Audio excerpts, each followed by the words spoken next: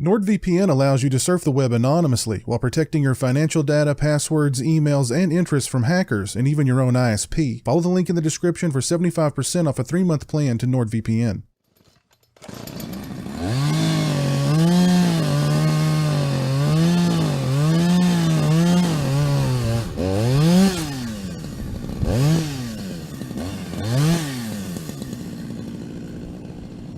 Hey, what's up, people? Pizzal here, and today I want to talk to you guys about 1979's Alien. Now, this is partially going to be a review of the movie, as well as a review of this newly released 40th anniversary 4K UHD Blu-ray release. And what can I say about Alien? I'm not going to bore you guys with a plot synopsis or anything like that. I'm sure 99% of you out there have seen this movie. This is a classic. It spawned an entire franchise that is still going today. I was going to say going strong today, but meh. Yes, it's a classic. It's not just a sci-fi classic, not just a sci-fi horror classic. This is a classic film, period, which is interesting because Alien's origins are pretty humble. The screenplay, co-written by Dan O'Bannon of Return of the Living Dead fame, was originally supposed to be produced by Roger Corman, and it was intended to be just another B-movie creature feature. Well, Roger Corman did not produce the script. The script landed in the hands of Walter Hill and David Giler. It was directed by Ridley Scott. It was released by 20th Century Fox, and a classic was born. Now, the cast from top to bottom in Alien is absolutely fantastic. Sigourney Weaver's breakthrough performance was in this film as Ripley. Don't need to explain who Ripley is to you guys. Ripley is an iconic badass. Period. Great supporting cast in this film with Tom Skerritt, with Harry Dean Stanton, with John Hurt, with Yaphet Kotto, with Veronica Cartwright. Just great cast from top to bottom. The score is fantastic. The production design is amazing. I love the look of the interiors of the Nostromo. I've always kind of thought that even though the movie takes place in the future, the Nostromo itself was maybe an older version, you know what I mean, of the ship. It's kind of like the Nostromo is Windows 7 in a Windows 10 kind of world. I've always kind of got that vibe from the ship in Alien, but I love the production design. I think the ship looks fantastic. I love the fact that the alien creature can kind of blend into the ship, making it like, you know, the alien is omnipresent. He's not just hiding behind corners. He's above you. He's below you. He's everywhere. Then you have the design of the alien designed by H.R. Giger. It's this nightmarish, strangely sexual,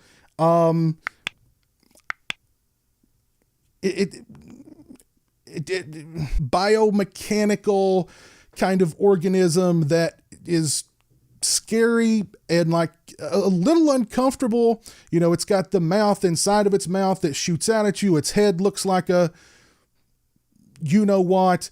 It's an amazing design for this creature. It's the xenomorph.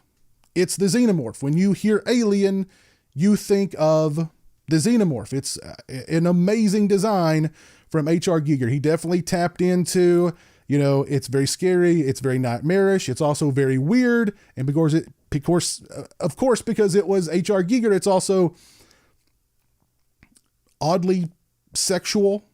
The movie just looks fantastic overall. Ridley Scott definitely gives it a great look.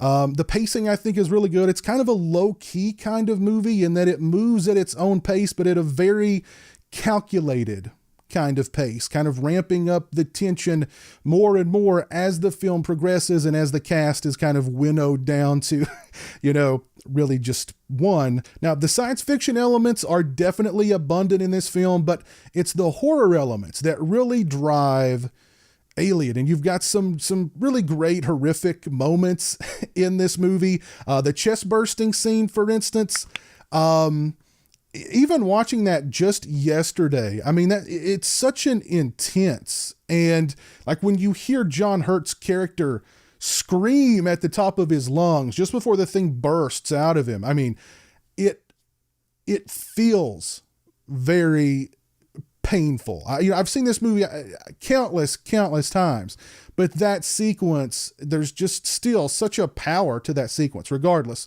of how many times I've seen it. It's a great scene. And again, very H.R. Giger, the face hugger, the violation of the face hugger, and then this very phallic looking thing growing inside you and bursting out of you. That's Giger. And when it's time for the big chap, the alien itself, to get its hands dirty or to get its mouths dirty, it's a killing machine. I'm not sure what more to say about Alien.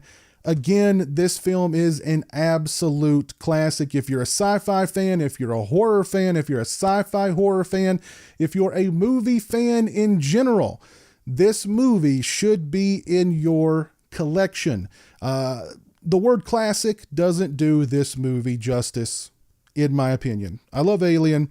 This is a great movie. I own several different Blu-ray releases of the film, but I decided this is probably a quintuple dip at this point when it comes to Alien, because this is the 40th anniversary 4K UHD Blu-ray release for the film. Now, if you own any of those prior releases, you know that there are a lot of extras for Alien floating around out there. Unfortunately, very few of them find their way onto this release. Now, we've got a couple of commentaries, we've got some deleted scenes, we've got the isolated score, and that's it. Now, those are all things that have been ported over from previous releases. There's no new content on here as far as extras are concerned. I was a little disappointed that there weren't more extras on here, considering the amount of extras that have been on prior releases of Alien. But the reason why you're buying this release, and the reason why I think it's priced so reasonably, is because you're buying it for the 4K UHD upgrade, which the picture quality and sound quality on this release were both absolutely fantastic. The interiors of the Nostromo looked so clean and so crisp. It was as if they were shot yesterday. There were moments in this movie, I've said it before with watching these, older movies in high def. It was like watching the movie for the first time. Everything was just so clear. Everything just kind of popped. And this is a dark movie, but the depth of the shadows in this film, particularly in the sequence where like John Hurt first discovers the eggs on the derelict ship on LV-426. That's a beautiful looking just sequence, because the shadows are so deep. This is just overall, the picture quality on this release was fantastic. I would give it a solid 4.5, if not a 5 out of 5. This looked fantastic in 4K. The same thing with the sound quality. This movie sounded absolutely excellent. I would give it, again, a 4.5 or a 5 out of 5 when it comes to the sound quality. So the reason why you're buying this release is because of those upgrades with the picture quality and the sound quality. And I think this release definitely nails both of those. You've got great picture quality. Again, the 4K was just so rich and so deep. Great stuff. Again, and the audio quality also, this movie sounded fantastic on this release. If you own a 4K Blu-ray player and a 4K television, you definitely should look into picking up the 40th anniversary 4K UHD Blu-ray release of Alien and adding it to your collection, even if it's a double, triple, quadruple, quintuple dip. I definitely think it's worth it. I think the pricing is reasonable for this release also, and the picture quality and sound quality are fantastic. It could be like watching Alien for the very first time for you if you are an Alien fan. Let me know your thoughts on Alien down in the comment section below. Let me know what your favorite Alien movie is down in the comment section below. If it's not the original Alien, which one is it? Let me know down in the comment section below. If you picked up this release, the 4K UHD 40th anniversary Blu-ray for Alien, let me know your thoughts on it down in the comments section below as well. If you like this video, please leave it a thumbs up. If you're not following me on social media, those links are in the description. They're also right around here. As always, thanks so much for watching. I really appreciate it. Take care, and until next time, peace.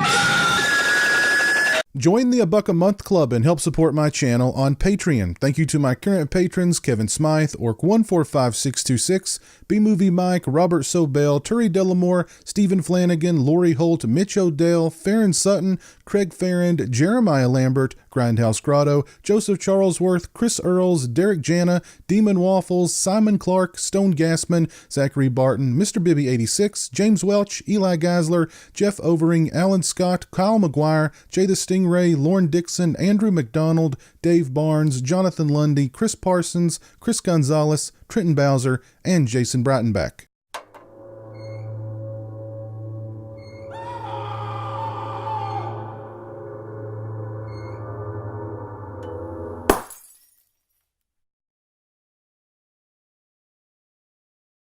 Say hello to the internet, Jeremy.